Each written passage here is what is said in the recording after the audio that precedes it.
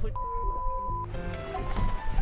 ブがいたってよ。ハブさんがヘビのハブか。ハブ取り名人おじさんでし茂みにいるからよ。いろんなものに加工されたりしてハブ酒とかよ。ハブ酒ってマムシドリンクやそれはキャラが中にするわけさ。何？ハブ酒を飲むと元気になるよ。元気になる。でヘルジでありがとう。そうよそう。以上に効くから飲んだりして。みんなで長生きしようね。変なこと考えて。最低だ私。What's up, guys? Arya here from Tech Source. We're here today at the Santa Clara Micro Center. Whoa. What are you doing? I bring this guy over for one Micro Center video, and already he's trying to take over the channel. What is happening, guys? I'm Tech Source, and we are here at the brand new Micro Center location in Santa Clara for a very special video. We got no budgets this time around, and instead, we're gonna walk in there, shop for parts, and build an all ASUS gaming PC. And once I'm done building it, I'm gonna give it away to one of you.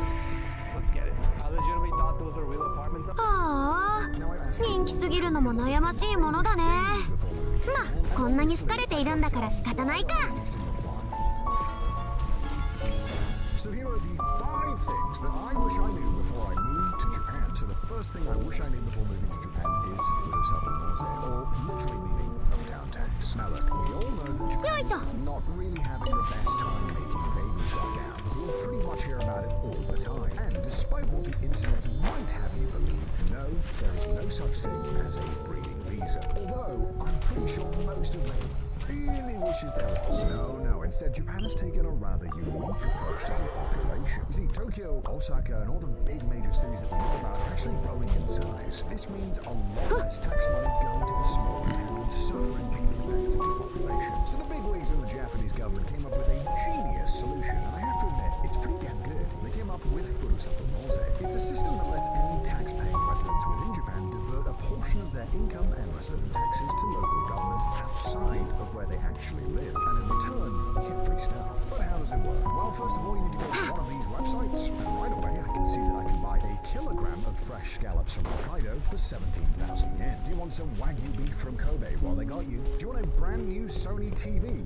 Well, you can do that too. On most of these websites, you can search by the product that you want, or even the town that you want to support. As long as the item you want ケーキに乗った王冠のように予想外のサプライズだね。 It's not a payment, but basically it's. It's typically about 3 times the cost of the normal item, and you have to pay up front. Then you make sure you file it on your taxes, and you'll get that amount deducted from your overall tax bill. Basically, in a really long-winded way, making it free. Obviously, a system like this does have some downsides. You do need a lot more cash up front to buy the thing that you want, and you don't really get to decide when the product comes. So if you're buying fresh produce, for example, you kind of have to be ready to cook it and use it immediately when it shows up. But overall, it's a pretty amazing system that supports areas of Japan hurting with the effects of depopulation, and you get free stuff. This video is sponsored by Girls Frontline 2 Exilium. Girls Frontline 2 Exilium is a 3D strategy RPG sequel to Girls Frontline, available on mobile and PC, featuring a non-photorealistic rendering art style based on physically based rendering technology. Core gameplay is based on turn-based tactics and RPG elements.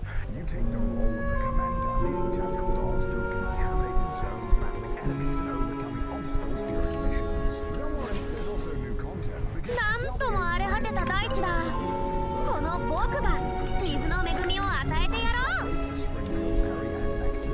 Let's talk about Springfield. There's a new Springfield outfit available at a limited time. Discovery commenced also for training events with Springfield. Well, let's not forget about Parry's illegal weapon, Amanita, a high-performance SMG assigned to Parry, based on the MP5H ROM. But the standard procurement banner will be updated with a new elite doll, Faye, which you can get for free after completing in-game tasks during the limited time event. You can claim 30 targeted access permissions and 10 access permissions to assigned events, and you can do all of these. But wait, there's more. You can try using GI create a 受け取るといい。 create your own avatar コ frame, ホン artworks for 僕が your 許そう。 class pieces and more exclusive rewards. So if you want to download Girls Frontline 2 Exilium today, smash that link in the description down below, or use the QR code on screen right now to start playing today.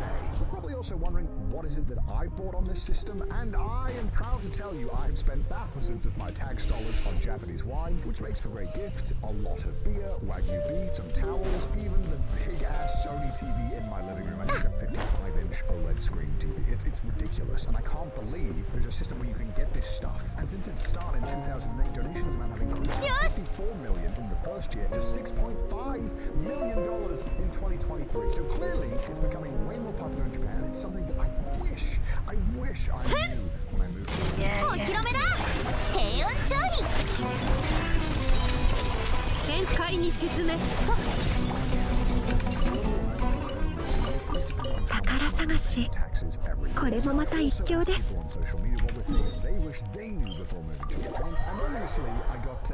I got some interesting reply. We love the internet. One thing that my viewers wish they knew were the pains of having a middle name. Yes, I know, shockingly, if you're from a Western country, we do take it for granted that a lot of people have middle names. It's quite normal. But then they don't really do middle names. So your cute middle name, Timothy, might just end up breaking every single website and booking full ever. I do have a tip though if you have a middle name in Japan. Most of the time, just put your middle name in the first name box after your first name. Normally just solve all problems. Best of luck. But the second thing that I wish I 光り輝くがいいじゃじゃーん冷凍の時間よ無に着せふっかと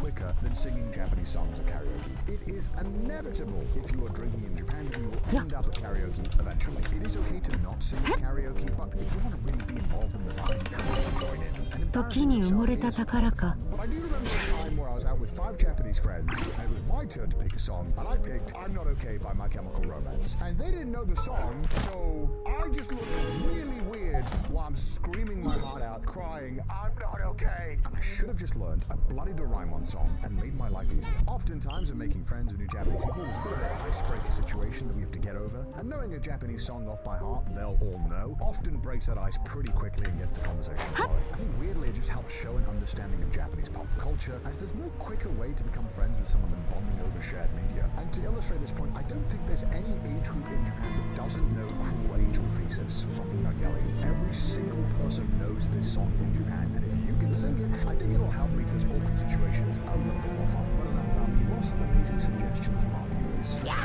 Pointed out about sayonara sales. All the foreigners that want to come to Japan is also about 僕をたたえよ目も舌も満足させてあげる 食前に甘いもの道あふれよふん力よや踊りなさいそれ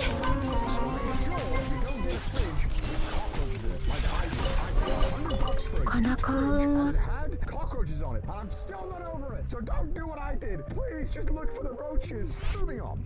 And the third thing on my list of things that I wish I knew before I moved to Japan is reading the air, or in Japanese, kuki o yomu. Now, if you're into watching a lot of content about Japan, you've probably already heard this phrase before, and I had too, but I didn't really understand it until I got here. Kuki o yomu is a very Japanese cultural concept, and while it literally translates to reading the air, it actually is a bit deeper than that and has a lot more nuance. Sometimes people can also refer to it as taking the hint, but I feel like that's kind of not doing the phrase justice. Now, confrontation in Japan is not really the go-to way of solving problems. Often they prefer to do what we refer to as beating around the bush, and it can feel really frustrating to kind of learn this concept when you first move to Japan, but being able to read the air in Japan is absolutely key and fundamental to living in Japan and having a good time. There was a really good BBC article about this as well that I'll link down below, but it also references a tweet that went viral in Japan in 2019 that really helps explain this thought process. So the story goes that there was a businessman who met a potential client in Kyoto, and this potential client that the businessman was meeting with complimented him on his watch.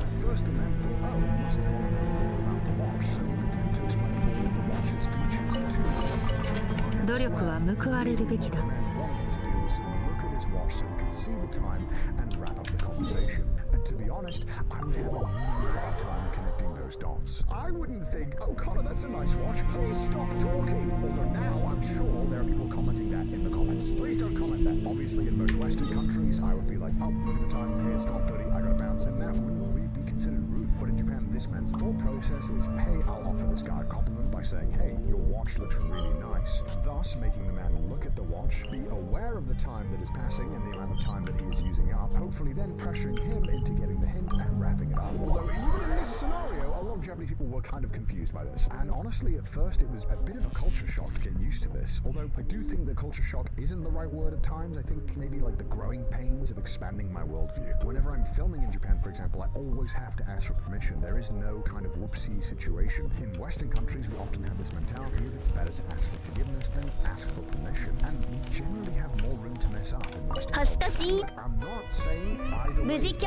but this non-confrontation.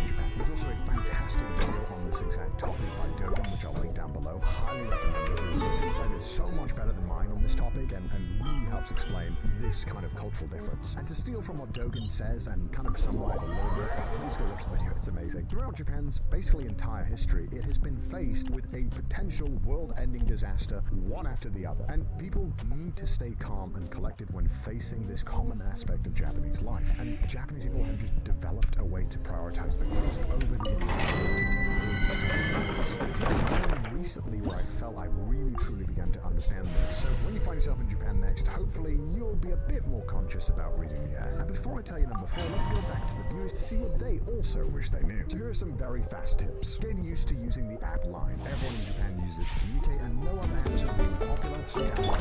世界を熱狂の渦にじゃじゃーん最高の一品よ冷凍の時間烈風万象よ巡れ取ったふっふっそれはっ Those bullet train stations, Shibaomori and Shibaodate, are pretty far outside the town, so just make sure you take them. Next up, but I wish I knew before moving to Japan. Now I know you have all heard this complaint before, but it is a real one, and it is a truly terrifying aspect of Japanese culture that I wish I had prepared myself for more. It is the endless bureaucracy and forms. I never失礼お披露目だ食前に甘いものをガンのように羽ばたけ人類星々よ静かに眠雪を舞え神里流消滅歌え僕の生ものやあ a lot of time and headaches. For example, obviously I'm addicted to being on the internet. So the first thing I did was go to the internet to get my internet installed in my brand new apartment. So as you can imagine, wide-eyed Connor signing my first contract in Japan. I need a Hanko. I just wasted an hour of my time sitting here. I didn't know I needed a Hanko to get this.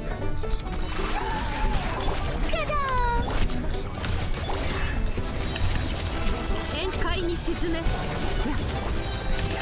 高の一品よ踊りなさいそれ桜吹雪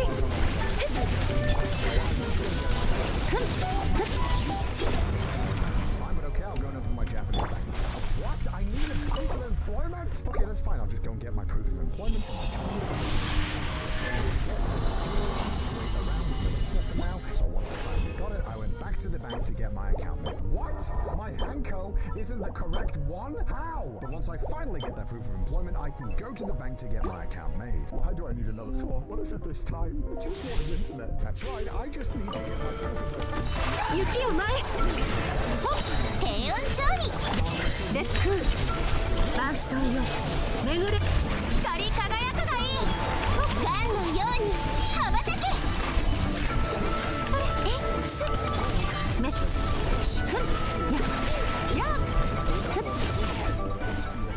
Also, just knowing the different types of visa, what you can do and all of them, is also really important. Knowing who to talk to if stuff goes wrong. So remember, all those facts Japanese are true and based off real life living in Japan. But enough about me. What do the viewers think of some things that you should know before moving to Japan? Some people mentioned that they wish they had gone to more cultural events. Oftentimes in Japan, there are large cultural events and loads of festivals that are easy to miss. You can look online on what's happening.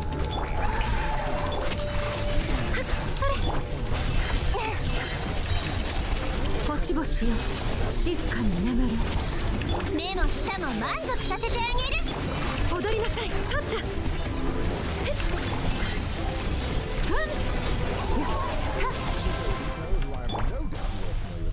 Suggest learning a bit of local dialect, which I do agree with because I live in Tokyo and whenever I go to Osaka, actually, I don't understand much. I would be so so much easier if I knew a little bit of Kansai Ben, and it would just be a fun talking point. Obviously, another thing that you should know before moving to Japan is that working within Japanese companies can be pretty brutal, and it's not for the faint of heart. Work-life balance isn't really a thing in Japan, and just make sure if you're applying for a company, you do your due diligence and make sure you're not getting yourself into working 90 hours a week. That is obviously an exaggeration. And the final thing that a lot of viewers wish they knew before moving to Japan is that it is very hard. It's really hard to make friends.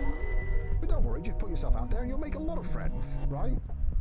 And the final thing that I wish I did before moving to Japan is, it's pretty obvious, I should have learned more Japanese. この同点も It shocked me when I was making this video with so many of the responses to the question, what is one thing that you wish you did before moving to Japan, said, improve their Japanese. People who knew nothing, all the way up to people who were fluent in Japanese, still wish they had learned more Japanese. Obviously, life circumstances are all very different, and people all can't be anyone before they move to Japan, although I really wish I had been. But any amount that you can increase your Japanese proficiency by will just go a very long way. One of the main reasons why people end up feeling a bit more isolated in Japan than usual is because of the lack of ability to communicate. I didn't know I was moving to Japan until about 6 months before, and I had 6 months where I easily could have spent time learning Japanese, but for whatever reason I didn't, and I wish I had done it. 刀は技を支え、匠は宝を有す。 Which is a good way to learn, but I ended up picking some really habits up whilst doing that, so we recommend it. So no matter how good you are at Japanese, make sure to learn as much as you possibly can before moving to Japan. It will make your life significantly easier. And even now that I've been here for nearly 6 years, I do often feel like, man, I wonder how many of those fun things that I did could have been enhanced more if I just knew. Bismillahirrahmanirrahim, ya Allah. Okay, please create. Create. So those are 5 things that I wish I had learned or knew before moving to Japan. Let me know down below if you live in Japan and if there was some things that you wish you had 刀は Yeah, 技を please. 支え、 That's gonna be great. 匠は宝を有す。 on your journey, and obviously consider subscribing. Please create. Fuck. See you guys soon. Bye.